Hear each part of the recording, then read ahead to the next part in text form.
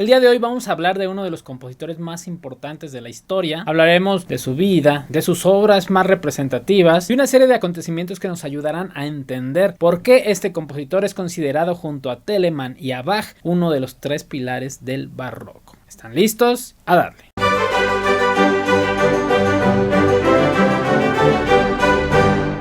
Georg Friedrich Händel nació en la ciudad de Halle, Alemania, el 5 de marzo de 1685. Sí, efectivamente, la misma fecha de nacimiento que el gran Johann Sebastian Bach, pero en un ambiente familiar totalmente distinto, ya que él no provenía de una familia de músicos. De hecho, su padre era un barbero cirujano que soñaba con ver a su hijo convertido en un abogado rico y famoso. Ni de lejos se imaginaba la fama que conseguiría su hijo como uno de los compositores más importantes de la historia. El amor de Händel por la música, desde luego, empezó desde muy pequeño, pero debido a la falta de apoyo familiar, se vio en la necesidad de ingeniárselas cada día para ensayar y practicar diariamente, y de la manera más épica, ya que el pequeño Händel logró esconder un clavicordio en su ático y estudiar todos los días sin que nadie de su familia se percatara.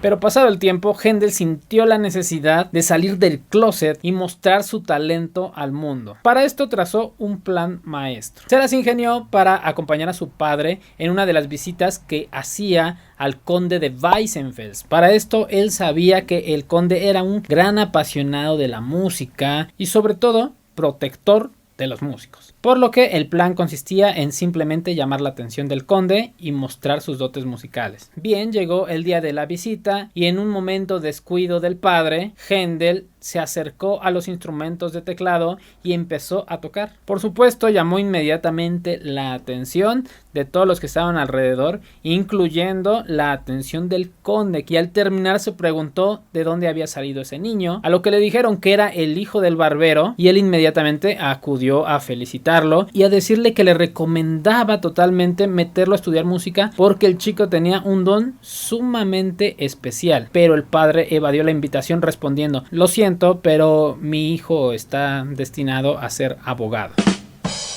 Dado la negativa del padre, el conde se enfureció y se lo volvió a decir, pero en esta ocasión no se lo aconsejó ni se lo recomendó, se lo ordenó. Le dijo: tu hijo va a estudiar música con uno de los maestros más importantes de la ciudad. Es una orden. Por lo que al padre no le quedó más remedio que aceptar y obedecer las órdenes. Y fue así como consiguió tomar clase con el gran maestro Friedrich Wilhelm, quien en tan solo 3 años le enseñó todo lo que pudo y se quedó sin mayor conocimiento para transmitirle al pequeño Händel. Él mismo lo confesó: no puedo enseñarle más. El chico ya dominó el violín, el oboe, el órgano, el clavecín, la teoría musical, técnicas de contrapunto, técnicas de composición. ¿Qué más le puedo enseñar? Era evidente que ya desde niño Händel tenía un destino claramente marcado para la música. Más tarde, en 1702, cuando él tenía 17 años, intentó darle un gusto a su padre, por lo que se inscribió a la Universidad de Derecho en Halle, pero al muy poco tiempo la música lo volvió a llamar. En esta ocasión le ofrecieron un puesto como organista en la catedral de la misma ciudad, por lo que en vez de ir a la escuela, se iba a tocar, a ganar un poco de dinero y sentirse plenamente feliz porque estaba haciendo lo que realmente le apasionaba. Y de esta manera su trayectoria poco a poco fue en ascenso. Al año siguiente se mudó a Hamburgo, ya que le ofrecieron un puesto como violinista y clavecinista de la Orquesta de la Ópera de Hamburgo. Esta fue una etapa de mucho aprendizaje para Händel, ya que al final de los 3 años que estuvo en esta orquesta, logró componer sus primeras óperas, Almira y Nero.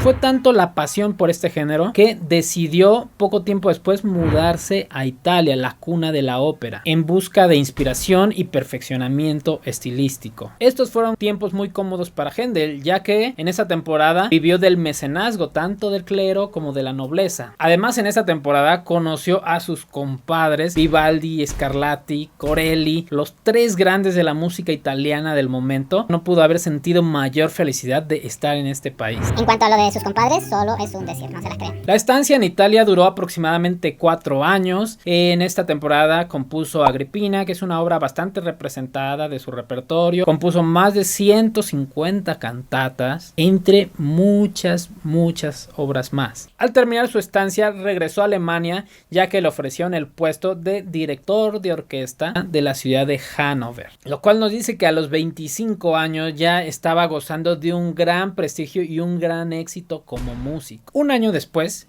viajó a Londres, el lugar en el que se estableció hasta el final de su vida. Todo empezó como un simple viaje para producir una de sus óperas más célebres, Reinaldo. Esta ópera incluye una de sus arias más hermosas, dolorosas, sublimes. Por supuesto me refiero a Lascia ch'io piango.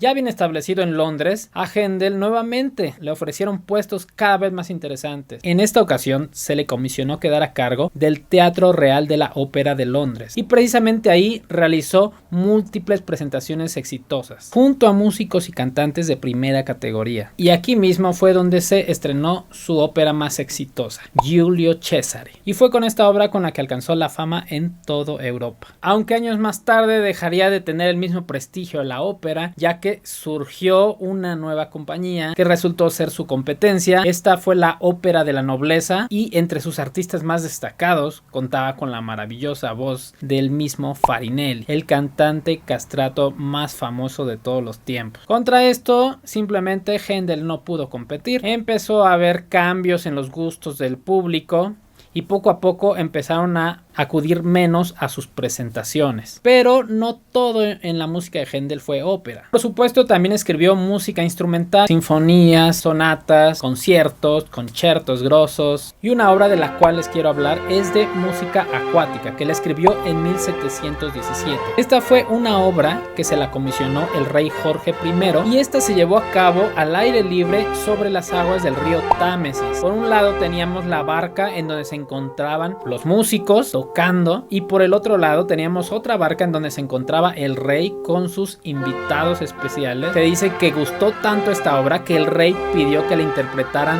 3 veces seguidas. Otra obra importante que se presentó también al aire libre y que creó un caos cuando fue su presentación, ya que todo el mundo quería asistir, fue Música para los Reales Fuegos Artificiales. Esta se presentó en 1749 y en esta ocasión fue comisión del hijo, que en ese momento ya era rey, Jorge II. Esta obra fue comisionada para celebrar el fin de la Guerra de Sucesión de Austria. Se presentó nuevamente sobre el río Támesis, pero en esta ocasión la música estuvo acompañada de un gran espectáculo de fuegos artificiales. Y fue un caos porque se dice que tan solo al ensayo llegaron más de 12,000 personas, las cuales se enteraron de que se iba a estrenar esta obra, que iba a ser al aire libre y que iba a ser un espectáculo nunca antes visto. Un tráfico de carruajes que tardó horas para que se volviera a restablecer la normalidad en la ciudad. Sin embargo, la obra que sería la más importante del legado de Händel, la que trascendería de gran manera, no fue ni un concierto, no fue ninguna ópera, fue ninguna suite, fue nada más y nada menos que un oratorio. Como sabemos, un oratorio es prácticamente una ópera, pero con textos litúrgicos. Y esta obra fue nada más y nada menos El Mesías. Y con esto entramos a la etapa madura de Händel. Esta obra la compuso a los 51 años y tan solo la compuso en 21 días. La historia va de que 3 años antes de que se le comisionara esta obra, Händel cayó enfermo.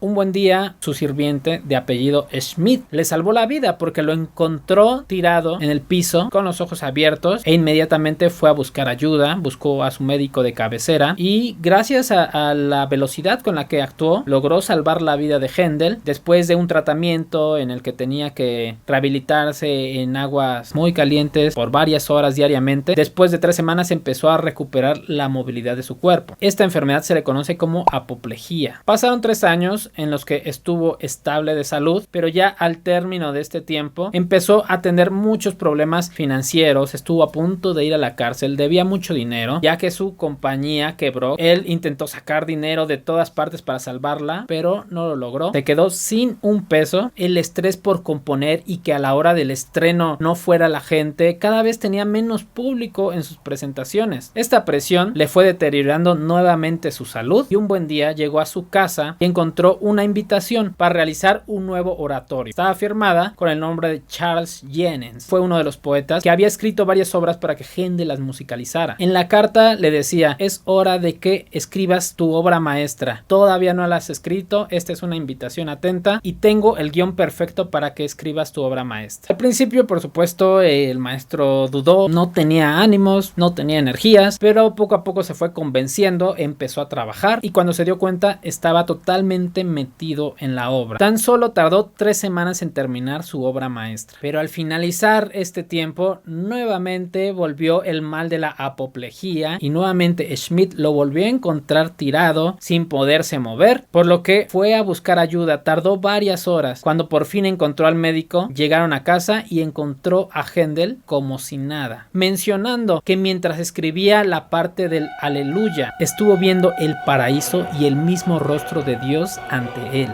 Llegó el estreno, fue un rotundo éxito, hubo más de 700 asistentes. Con el tiempo fue cada vez adquiriendo más prestigio, más fama, se representó con mayor frecuencia y el mismo Händel comentó que de esta obra nunca cobró un céntimo, ya que esta obra la había compuesto para los enfermos y para los presos, porque él mismo estuvo enfermo y a raíz de esta obra se curó, se sentía preso y con esta obra se liberó. Después de ese tiempo, Händel pasó varios años en donde tuvo estabilidad económica, una salud relativamente estable, pero 7 años antes de morir ocurrió un suceso más. Le realizaron una operación en los ojos, la cual por negligencia del médico cirujano lo dejó ciego. Da la casualidad que este cirujano, John Taylor, fue el mismo que operó a Bach y de la misma manera le causó un desastre a partir de esta operación. La última representación que vio el gran compositor George Friedrich Händel fue precisamente El Mesías en 1759, que dice que al terminar de representarse con éxito esta obra, cayó tendido al piso y de esta no volvió a levantarse jamás. Con su muerte y la muerte de Bach,